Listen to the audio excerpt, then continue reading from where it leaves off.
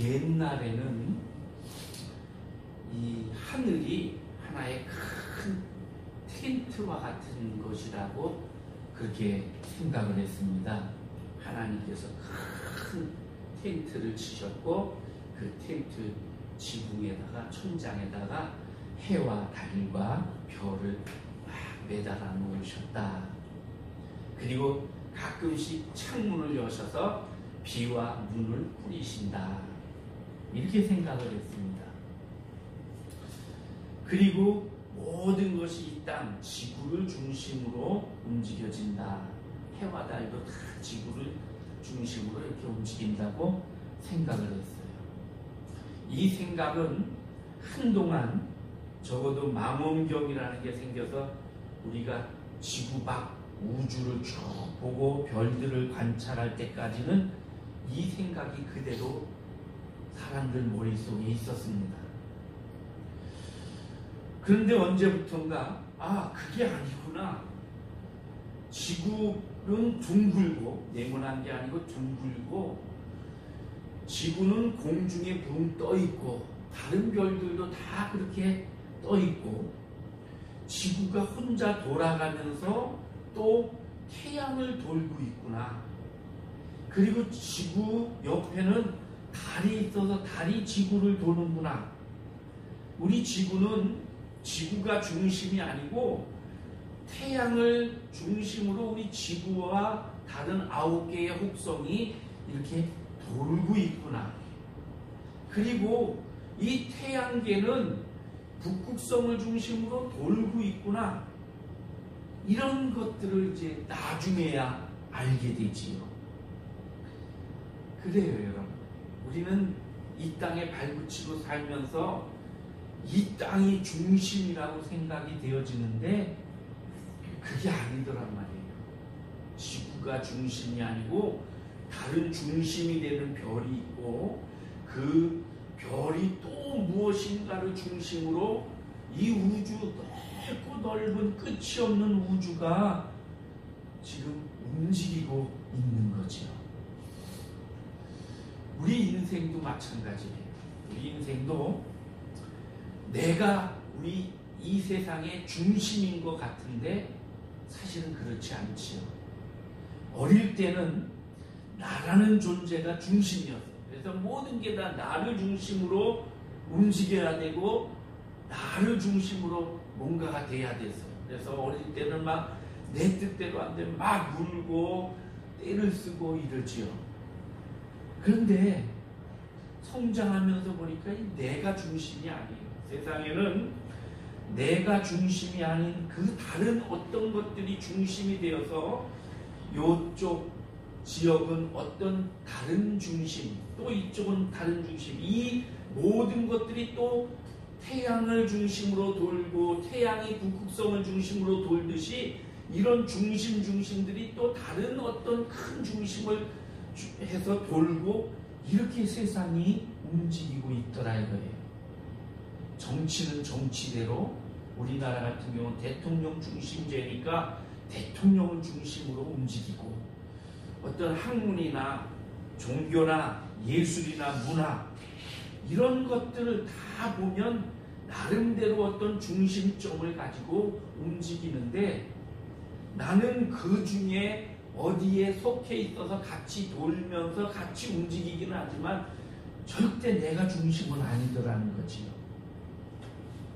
그런데 이 모든 것의 정점에 그 꼭대기에 우리 예수 그리스도께서 계십니다. 그래서 예수 그리스도는 모든 것의 중심이 되십니다. 오늘 저는 그래서 예수 중심 이런 말씀을 함께 나누려고 해요. 먼저 예수님은 하늘나라의 중심이셔요. 요한계시록에는 3번의 하늘나라 풍경이 이렇게 광경이 보여져요. 계시록 4장, 그리고 오늘 우리가 읽은 14장, 그리고 19장.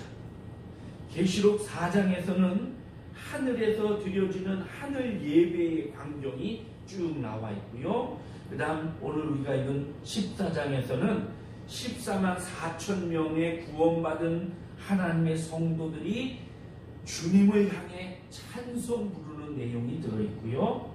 19장에서는 어린 양의 혼인잔치, 모든 환난과 이런 것들이 끝나고 주님의 천년시대가 이르러 어린 양의 혼인잔치 하는 장면이 쭉 나와요.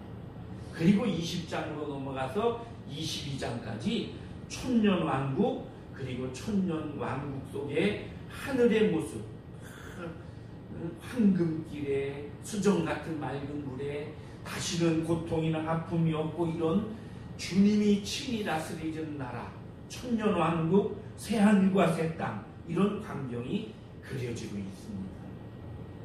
계시록 4장을 이렇게 여러분이 집에 가셔서 한번 읽어보시면요, 이걸 저는 읽으면서 우리나라의 큰 호텔, 저는 크고 좋은 호텔은 가보지 못했는데 그래도 제 딸 결혼식 때 또는 어떤 중요한 모임 때 이런 때 가본 그 좋은 호텔 등에 있는 장식, 그게 떠올랐어요. 큰 호텔에 가면 연회장 같은 곳에 뭐 잔치도 하고 또 큰 회의도 하고 이러잖아요. 아주 멋진 샹들리에가 탁 이렇게 드리워져 있고 멋있는 카펫이 아주 깔려 있고, 그리고 벽에 아름다운 등들이 장식되어 있고 이렇잖아요. 천장에도 예쁜 등들이 빛을 쏘고 있고 너무 아름다운데, 계시록 4장에 보면 주님의 보좌가 탁 나오고요, 그 보좌 뒤로 무지개가 싹 이렇게 드리워져 있다고 되어 있어요.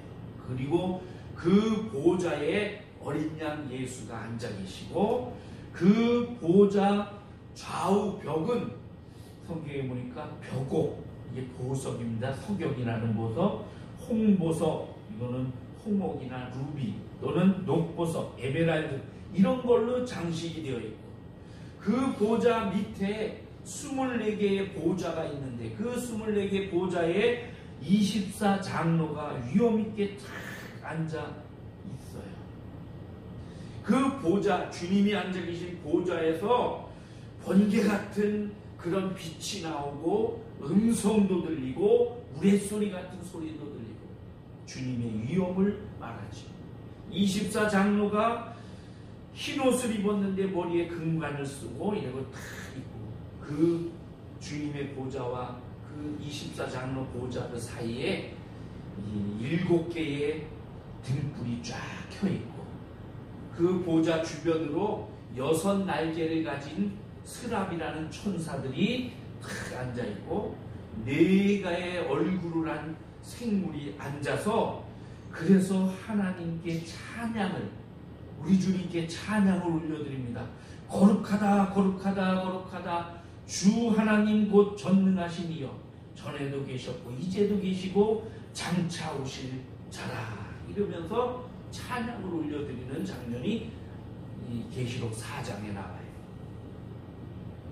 계시록 21장부터 22장에는 이 천국의 모습을 좀 더 구체적으로 표현을 했는데, 보면 그 새 예루살렘 이 천국의 성벽이 벽옥으로 되어 있고 수정같이 투명한 보석으로 되어 있고, 각 성곽의 기초석은 12가지 보석, 벽옥, 남보석, 옥수, 녹보석, 홍마노, 홍보석, 이런 것들로 기초가 놓여져 있고, 그 성문이 12개의 문이 있는데 12개의 거대한 통진주라고 성경이 되어 있어요. 진주인데 붙인 게 아니고 큰 통, 문이 될 만큼 큰 진주로 된 진주문이고, 그 길은 유리같이 맑은 황금으로 되어 있고, 그 길 옆에는 수정같이 맑은 강물이 흐르고, 그 강물과 길 좌우에 가로수가 쫙 있는데 생명나무가 거기 심겨져 있고, 그 생명나무에 달마다, 우리는 해마다 열리는데 매월마다 12가지 과실이 쫙 맺히고, 그 잎사귀는 약재로 쓰이고, 이게 우리가 갈 천국의 모습을 요한이 본대로 쓴 거예요. 그러니까 이게 뭐 어떻게 이렇게, 이거 이제 요한이 자세히 가서 분석해 본 게 아니고 쭉 보면서 쓴 거니까 어쨌든 너무너무 아름다운 곳이 우리가 갈 천국이지요. 근데 그 천국의 중심에 우리 예수님이 계시다는 거예요. 오늘 우리가 읽은 계시록 14장, 여기 보면 어린 양 예수님이 계시고 구원받은 백성 14만 4천 명이 구원의 찬송을 부른다고 되어 있어요. 계시록 7장에서 어린 양이 6째 인을 뗀 후에 인 맞은, 이마에 주님의 이름의 인을 맞은 14만 4천 명이 있다고 그랬는데, 그 14만 4천 명이 이 14장에 와서 어린 양 그리스도께 시온산에 서서 함께 찬송을 부른대요. 여기 14만 4천 명은 숫자 그대로 14만 4천 명이 아니고 상징적인 수입니다. 구약의 12지파 곱하기 1000, 이 1000이라는 것은 많은 수를 의미해요. 우리가 수많은 사람이 모였을 때 어이구 수천 명 모였네, 또는 수만 명 모였네, 이렇게 말하는 것처럼 어떤 숫자에 10을 곱하면 조금, 100을 곱하면 적당히, 1000을 곱하면 많이, 만을 곱하면 아주 많이, 이런 뜻이에요. 그래서 12지파 곱하기 1000, 그리고 또 신약의 12사도 곱하기 1000, 그래서 신구약에 구원받고 선택받은 자들의 숫자를 상징적으로 많은 숫자가 구원받았다, 이걸 14만 4천으로 이렇게 표현했는데, 이단들은 이걸 가지고 야, 구원받은 사람이 14만 4천밖에 안 돼, 이러면서 너희들이 우리 교단으로, 우리 이 교로 들어오지 않으면 14만 4천이 안 된다, 이러면서 막 성도들을 미혹하지요. 신천지 같은 데도 그래요. 전도관도 옛날 그랬고요. 근데 14만 4천, 신천지 벌써 넘었어요. 그러니까 이제 또 다른 하늘의 구원받은 수가 14만 4천이고 땅에 구원받은 수가 또 뭐 이러면서 막 변명을 하죠. 이 14만 4천이 주님을 찬양하는데, 그 이마에 어린 양의 이름과 성부 하나님의 이름이 쓰여졌다, 그렇게 돼 있어요. 그 이름에는 옛날 노예일 때 여기다가 노예라는 신분으로 이름을 쓰듯이 그렇게 썼다는 의미가 아니고, 뭐 문신이나 타투를 했다는 것이 아니고, 그 이마에, 머릿속에 예수 그리스도로 인해 거듭난, 구원받은 것을 말합니다. 예수님으로 새겨진 그 14만 4천 명. 고린도후서 3장에 보니까 사도 바울은 이것을 신비에 새겨진 것이다, 이렇게 말해요. 이는 먹으로 쓴 것이 아니요 오직 살아계신 하나님의 영으로 한 것이며, 또 돌비석에 쓴 것이 아니요 오직 육의 신비에 쓴 것이다. 우리의 마음속에 예수 그리스도 하나님의 이름이 새겨진 그 사람들이 구원의 찬송을 부른다는 거예요. 요한계시록 13장에 보면 예수님을 믿지 않는 불신자들에게 이 사탄이, 마귀가 짐승의 표를 줘요. 그게 666이죠. 그 666 표를 이마에 새겨준다고 되어 있어요. 이것도 역시 마찬가지예요.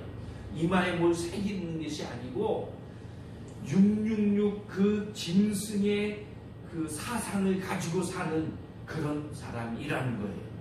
이것과 상반되게 이마에 예수 그리스도를 입맞은 14만 4천이 하나님께 찬송을 부르는데, 그 찬송 소리가 물소리 같기도 하고 큰 내성 소리 같기도 하고 그런 검긋한 소리로 들렸다. 그리고 14만 4천 명의 성도들이 하나님의 보좌와 내 생물과 장로들 앞에서 새 노래를 불렀는데 이 외에는 그 노래를 배울 자가 없었다. 이렇게 오늘 말씀이 기록해요. 3절에 하나님을 찬양하는 노래, 아무나 배워서 부를 수 있는 노래가 아니라는 거예요. 일반적인 노래 그냥 가사와 곡을 잘 배워가지고 부르면 되지요. 근데 찬송은 그게 아니에요. 하나님을 찬송하는 그 찬송은 그렇게 배워서 부른다고 그게 찬송가가 되는 게 아니고, 하나님께서 허락하신 성도, 구원받은 백성이 하나님을 높여 찬양하는 그 노래가 찬송이 되는 거예요.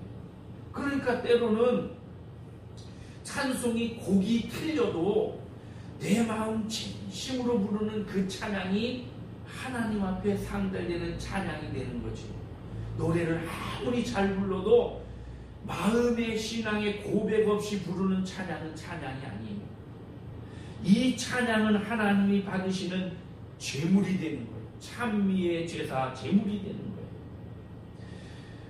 새 노래로, 구원받은 것에 대해서 새 노래로 하나님께, 예수 그리스도께 이렇게 찬양을 올려드렸어요. 이 성도들은 이마에 예수 그리스도의 이름, 하나님의 이름, 그 이름이 새겨진 자, 즉 예수 그리스도의 피로 말미암아 하나님 앞에서 죄 씻음을 받은 순결한 성도, 이 사람들이 그 찬송을 불렀다. 그 가운데 예수 그리스도가 계신 거예요. 4절부터 6절에 보면 이 사람들은 여자로 더불어 더럽히지 아니하고 정절이 있는 자라, 어린 양이 어디로 인도하든지 따라가는 자며 사람 가운데에서 구속을 받아 처음 익은 열매로 하나님과 어린 양에게 속한 자들이니 그 입에 거짓말이 없고 흠이 없는 자들이더라. 여자로 인해 더럽히지 않은 정절이 있는 자라. 이것은 예수 그리스도의 신앙으로 우상, 계시록 17장에 나오는 음녀 바벨론, 그 음녀에게 더럽히지 않은, 우상에게 더럽히지 않은 이 성도들, 그리고 그들은 자기의 욕망을 따라 사는 게 아니라 예수, 어린 양 예수께서 어디로 인도하든지 그대로 따라가는 자며 거짓말이 없고 흠이 없는 자들, 즉 온전히 주님께 거룩한 자로 그렇게 사는 어린 양 제물같이 그런 흠 없는 자들이다. 자, 이 말씀 속에 보면 하늘나라의 모든 광경 속에 예수 그리스도가 중심이 되어 계시는 것을 볼 수가 있습니다. 두 번째로 예수님은 역사의 중심이십니다.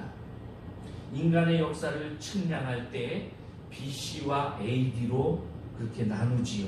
기원전, 기원후.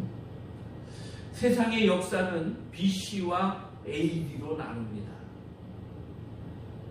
예수님이 있기 전과 있던 후, 어쩌면 우리들의 인생도 그래요.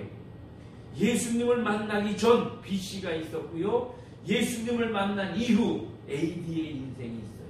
여러분과 저는 예수님 만난 이후 AD의 인생을 살고 있는 거예요. 이 BC는 Before Christ, 영어의 BC입니다.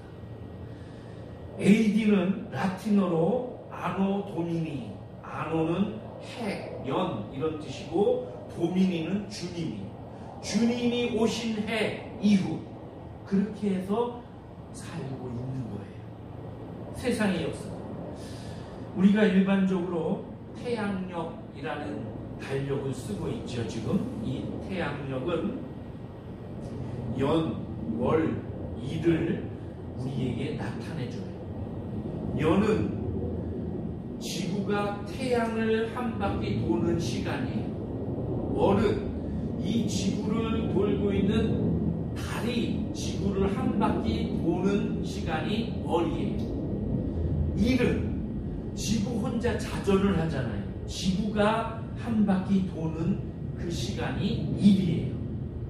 그러니까 1년은 지구가 365바퀴 도는 시간이고 달이 12번 지구를 도는 시간이고 그런 거예요. 이 시간을 발견해서 1년을 365일 또는 360일, 366일 이렇게 해서 사용 처음으로 한 나라가 이집트입니다. 그러다가 기원전 46년에 로마의 황제 줄리어스 시저가 그렇게 해보니까 1년이 조금 안 맞아. 그래서 윤년이라는 걸 만들어서 더 정확하게 달력을 만들어 썼어요. 그러다가 로마의 수도사고 수학자고 천문학자인 디오니시우스 엑시구스라고 하는 이 사제지요. 사제가 525년에 교황 성 요한네스 1세가 요청해서 부활제의 서라는 그런 책을 쓰면서 예수님 오시기 전과 후, 기원전, 기원 후를 나누어서 그 책에 사용하기 시작을 했습니다. 그러니까 이분이 디오니시우스 엑시구스라는 이 사제가 처음으로 예수님을 중심으로 역사를 나눈 거지요. 그렇게 했는데 나중에 보니까 계산이 잘못된 걸 알았어요. 예수님은 이 엑시구스 사제가 계산한 것보다 4년 전에 태어났는데 계산이 잘못된 거예요. 그래서 이걸 다시 바꾸려고 하니까 또 막 세계의 모든 것이 다 엉클어질 것 같으니까 그대로 쓰기 시작을 해서 지금까지 그렇게 쓰고 있습니다. 그래서 예수님 오신 것은 사실 우리가 25년이지만 그 이전 4년 전에 주님이 오셔서 2029년이 되는 거라 이렇게 정확히는 그렇게 보시면 돼요. 로마의 황제들이 등극할 때마다 자기 생일이 있는 달을 좀 더 빛나게 하기 위해서 자기 이름을 썼어요. 그래서 7월 같은 경우는 줄리어스 시저가 그래서 줄라이라는 이름을 붙였고 8월은 아우구스티누스 황제가 자기 생일이 있다고 해서 그 달을 아우구스 그래서 어거스트로 이렇게 했고 7월은 8월인가요? 30일밖에 원래 없었는데 야 내가 황제고 내 생일달에 이게 없으면 되냐 그래서 2월 달에서 끌어다가 써가지고 2월은 28일밖에 없고 8월이 31일이 되고 막 이렇게 섞였습니다. 1582년에 교황 그레고리 13세가 우리가 지금 쓰고 있는 이 달력을 정확하게 만들어서 사용하게 했습니다. 그래서 우리가 쓰는 달력을 그레고리력이라고 합니다. 전 세계가 이제 이것으로 통일해서 지금 쓰고 있지.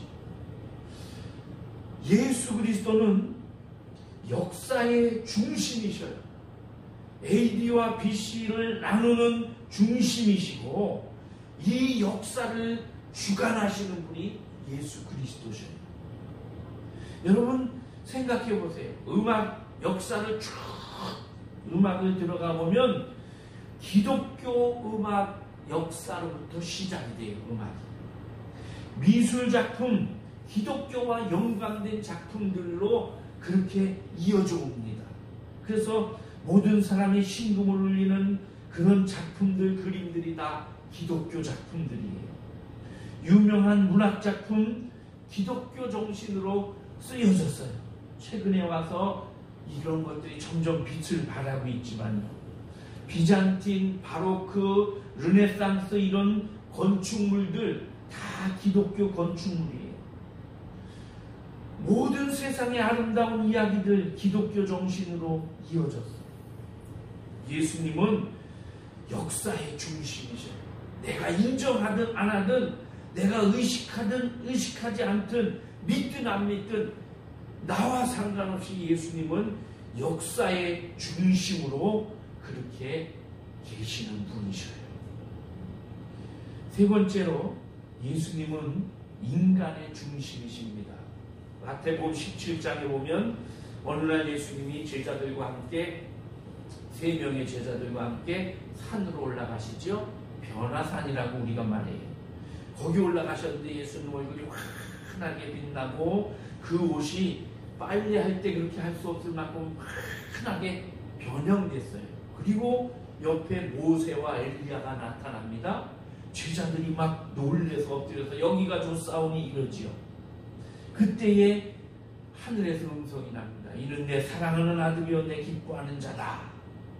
그리고 눈을 떠보니 예수 외에는 아무도 보이지 아니하더라. 모세와 엘리야가 나타났어요. 모세는 율법을 상징해요. 엘리야는 선지자를 상징해요. 율법과 선지자, 인간이 살아가면서 꼭 필요한 것이 율법이에요. 모든 인간은 율법 안에 자유하지 못해요. 그 율법을 하나님께서는 선지자들을 통해서 가르치시고 깨닫게 하시고 말씀하셨어요. 그래서 모세와 엘리야는 인간을 상징하는 두 사람입니다. 그 가운데 예수님이 계셨어요. 인간의 중심에 예수님이 계십니다. 예수님은 참 하나님이시고 참 인간이셔요. 이것을 가리켜서 신학에서는 그리스도의 양성론이라고 해요. 한때 기독교 초기부터 지금까지도 그런 이단들이 있어요. 예수님은 하나님이시기 때문에 인간이 아니다. 인간처럼 보이시는 분이지 인간이 아니고 신이시다. 그래서 예수님의 인간된 것을 부정해요. 그런 이단들이 있었어요. 이것을 가연설이라고 해요. 그런데 로마서를 보면, 성경 전체를 보면 예수님은 완전한 인간이고 완전한 하나님으로 이 세상에 오셨습니다. 이 세상에 완전한 인간은 아담 한 분밖에 없어요. 그 이후로의 인간들은 다 죄로 오염되어 있었어요. 그 죄를 해결하기 위해서 하나님께서 완전한 인간을 찾았는데 아무도 없어요. 의인은 없나니 아무도 없다. 그래서 하나님은 완전한 인간을 세상에 보내서 이 인간이 모든 인간의 죄를 대신해서 십자가에 달려 속죄제물로 죽게 하셨습니다. 그래서 오신 분이 예수님이셔요. 그래서 예수님은 우리와 똑같은 육체를 가지고 심성을 가진 그런 인간으로, 그러나 참 하나님으로 이 세상에 오셨습니다. 오셔서 철저히 죽기까지 순종하셨죠.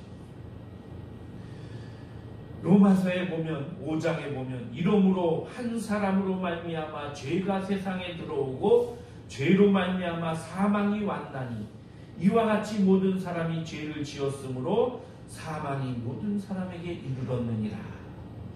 한 사람의 범죄를 인하여 사망이 그 한 사람으로 말미암아 왕노릇하였은즉 더욱 은혜와 의의 선물을 넘치게 받는 자들이 한 분 예수 그리스도로 말미암아 생명 안에서 왕노릇하리로다. 한 사람의 인간 아담으로 인해 죄가 들어왔어요. 한 사람의 완전한 인간 예수 그리스도로 인해서 이 죄의 문제가 해결되었습니다. 예수님이 갈보리 골고다 언덕에서 십자가에 못 박혀 죽으시지요. 이때에 예수님 좌우편에 강도가 한 사람씩 두 강도가 같이 십자가에 못 박혀 죽습니다. 한 사람은 예수님 곁에 있으면서 주여 나를 용서하소서, 주님이 나라가 임할 때 나를 기억하소서 이러고 회개하지. 근데 또 반대쪽에 있던 강도는 네가 그리스도냐? 그렇다면 너를 구원하고 우리도 살려봐라 이러지요. 그 가운데 예수님이 계셨어요. 여러분, 이 두 강도는 여러분과 저입니다. 세상에는 자기의 죄를 깨닫고 뉘우치지 못하고 그대로 죽어가는 사람이 있고요. 자기 죄를 깨닫고 뉘우치고 예수 그리스도께 내 영혼을 의탁하고 죽는 사람이 있어요. 똑같은 죄인이에요. 그런데 누구는 예수 그리스도로 인해서 죄의 용서함을 받고 너는 의롭다 칭함을 받은 사람, 그런 죄인.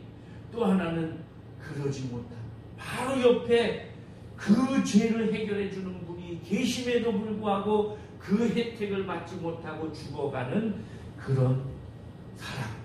세상에는 이 두 사람이에요. 의인은 없어요. 다 죄인인데 예수님으로 인해 구원받은 죄인이 있고, 예수님 상관없이 그냥 구원받지 못하는 죄인. 우리는 감사하게도 예수님으로 인해 구원받은 죄인이지요. 이 모든 인간의 중심에 예수님이 계신다는 거예요. 예수님은 우리 인간의 중심이십니다. 예수님은 마지막 심판의 중심이십니다. 오늘 우리가 읽은 말씀 14절부터 보면 예수님께서, 요한이 본 거예요. 금멸관을 쓰고 손에 예리한 낫을 가진 사람의 아들과 같으니, 이게 뭐냐면 예수님이셔요. 예수님이 서 계시는데 천사가 성전으로부터 나와가지고 낫을 휘둘러 익은 곡식을 거두어야 할 때가 됐습니다, 이렇게 외쳐요. 그러니까 그 예수님께서 그 사람의 아들 같은 그분이 그 낫을 휘둘러서 곡식을 다 거두어 드렸대요. 그 다음 17절부터 보면, 그걸 읽지는 않았어요. 또 다른 천사가 예리한 낫을 가지고 성전에서 나옵니다. 그랬더니 다른 천사가 낫을 휘둘러 익은 포도송이를 거두어라, 이렇게 외쳐요. 그랬더니 이 천사가 그 예리한 낫을 휘둘러서 포도송이를 다 거두었어요. 그리고 이 포도송이를 하나님의 진노의 포도즙 틀. 우리나라에는 그런 게 없는데, 그 포도 농사를 많이 짓는 그런 곳에는 포도를 이런 상자에 넣고 막 발로 밟기도 하고 기계로 막 포도를 으깹니다. 그래서 포도를 으깨가지고 그 즙을 내서 그걸로 포도주를 만들어요. 그 포도즙 틀, 그 안에 들어가면 다 으깨지는 것처럼 그렇게 하나님의 심판의 포도즙 틀에 던져버린다는 거예요. 그 피가 말굴레까지 넘쳤다, 성경에 그렇게 되어 있는데, 고삐 이렇게 잡으면 고삐가 늘어지나니 거기까지 피가 넘쳤대요. 그래서 1600 스타디온, 이 스타디온은 면적의 넓은데 우리가 경기장을 보고 메인 스타디온이 되잖아요. 이 스타디온 여기서 나왔어요. 이 스타디온은 1600 스타디온은 300km예요. 제가 저 숫자를 이렇게 계산해 보니까 307km, 거기까지 그 피가 흘렀대요. 마지막 구원과 심판을 이 말씀에서 얘기하고 있는데, 구원받아야 될 자를 예수 그리스도께서 예리한 날로 다 추수에 거두시고, 심판할 자를 천사가 나타나서 예리한 칼로 다 낫으로 거두어서 포도즙 틀에 넣어서 심판하시고, 그런데 그 심판장이 누구시냐? 금멸류관을 쓴 사람의 아들과 같으니 바로 예수 그리스도라는 거죠. 하나님의 자녀들에게는 이 심판이 하나님의 곳간에 드려지는 그런 영원히 사는 축복이고 상급이지만, 사탄에게 속한 자들에게는 이 심판이 영원한 저주이면서 포도즙 틀에 가서 다 뭉개지는 이런 고통인 거죠. 마태복음 13장에 알곡과 가라지의 비유를 예수님이 말씀하셨는데, 알곡은 곡간에 거두어서 드리고 이 가라지는 다 불태워 버린다고 그랬어요. 그때에 사람들이 거기서 울며 이를 갈미 있으리라.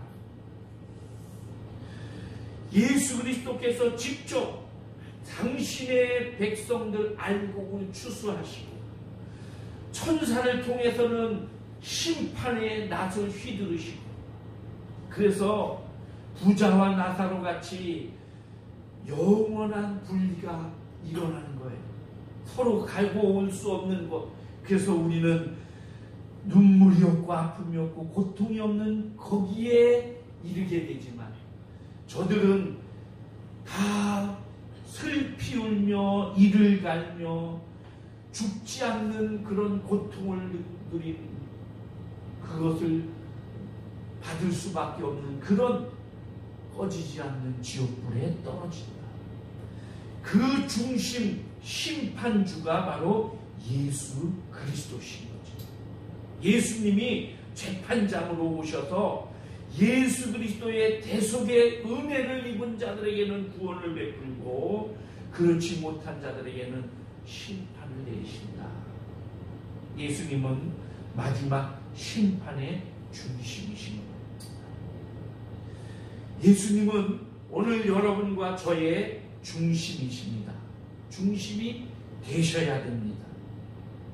우리 그리스도인들은 항상 우리 속에 예수님의 영이 있습니다. 성령을 품고 사는 자들이지요. 누구든지 그리스도의 영이 없으면 그리스도의 사람이 아닙니다. 성령께서 우리 속에서 우리를 다스리시고 보호하시고 동행하시고, 그래서 우리의 중심에는 예수 그리스도께서 계셔요. 우리의 중심이 예수님이시기 때문에 세상에 살면서 사람들은 누군가를 닮아가려고 해요. 그래서 누구를 닮았으면 좋겠다는 바람이 있지요. 그 내가 닮아가고자 하는 그 삶의 모델, 표준, 그분이 중심이지요. 초등학교 때는 이순신 장군, 세종대왕 이렇죠. 요즘의 아이들은 얼마나 똑똑해졌는지 돈 많이 버는 기업인이나 탤런트, 가수, 연예인들 이런 거, 그런 것이 자기 삶의 모델이지요. 제가 초등학교 다닐 때는 환경조사서라는 걸 썼는데 거기 보면 항상 존경하는 인물 이런 게 써 있었어요. 그러면 거기다가 세종대왕, 에디슨 이런 하여튼 유명하고 멋있는 사람들을 다, 아이들도 다 그랬어요. 딱 한 아이가 우리 아빠 이렇게 쓴 걸 봤어요. 제가 그래서 야, 저 아빠가 얼마나 좋으면 아빠라고 존경하는 인물에 썼을까. 제가 어른이 되고 나니까 참 그 아빠는 정말 훌륭한 분이다 이런 생각이 들었어요. 그런데 우리가 예수님을 그렇게 존경하고 그렇게 사랑하면서도 예수님이라고 쓴 사람은 없었던 것 같아요. 어쨌든 우리 그리스도인들은 예수님을 닮고 싶고 예수님을 내 가슴에 품고 살아요. 그래서 예수님이 우리의 중심이셔요. 전에는 우리가 예수님과 아무 상관이 없는 삶을 살았지만 내가 주님을 나의 주님으로 고백한 그 날부터 예수님이 나의 중심이신 거예요. 만약 아직도 그렇지 못하다면 그렇게 살아야 되는 거예요. 그것을 주님이 원하셔요. 여러분, 이 세상에 하나님 다음으로 중요한 게 뭐라고 생각하세요?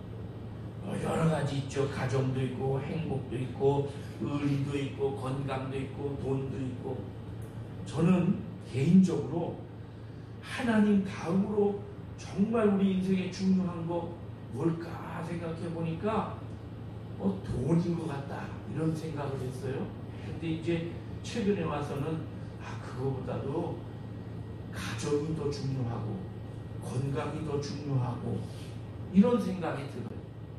그런데 여러분, 돈이든 가정이든 건강이든 무엇이든 주님이 계셔야 할 그 자리에 있으면 안 되는 거예요. 그게. 그러면 성경은 그것을 우상 숭배라고 단정해요. 우리의 삶의 가장 중요하고 높은 자리에 예수 그리스도가 계셔야 해요. 그리고 이 예수님으로 인해서 우리가 건강이나 가정이나 또 돈이나 이런 세상의 것들을 누려야 됩니다. 그것이 예수님의 자리, 하나님의 자리를 차고 앉을 때 그때부터 우리는 예수님과 상관없는 자가 되고 우리의 삶은 천국이 아닌 지옥을 향해 가는 거예요. 그래서 우리의 중심이 예수 그리스도이시고 또 그래야만 된다 하는 것입니다. 사랑하는 성도 여러분, 주님은 이 세상의 모든 것의 중심이 되십니다. 하늘나라의 중심이시고 역사의 중심이시고 우리 인간 세상 속의 사람들 속의 중심이시고 그리고 장차 오실 심판의 중심이시고 오늘 여러분과 저의 삶의 중심이십니다. 여러분은 무엇을 누구를 중심으로 사시겠습니까? 주님을 중심으로 예수 중심의 삶을 살아서 금년 한 해도 정말 행복하고 복 있는 한 해를 보내시기 바랍니다. 기도하겠습니다. 하나님, 역사의 주인이시고 중심이 되시며 하늘의 중심이시고 사람들의 중심이시고 또 마지막 때에 심판의 주로 오시는 주님, 오늘 저의 중심이시기도 하십니다. 금년 한 해 우리가 더욱 예수 중심으로 살게 하여 주옵소서. 그래서 금년 한 해가 주님 중심으로 더 복 있는, 더 하나님의 은혜를 마음껏 누리는 그런 한 해로 살아갈 수 있게 하여 주옵소서. 예수님의 이름으로 기도하옵나이다. 아멘.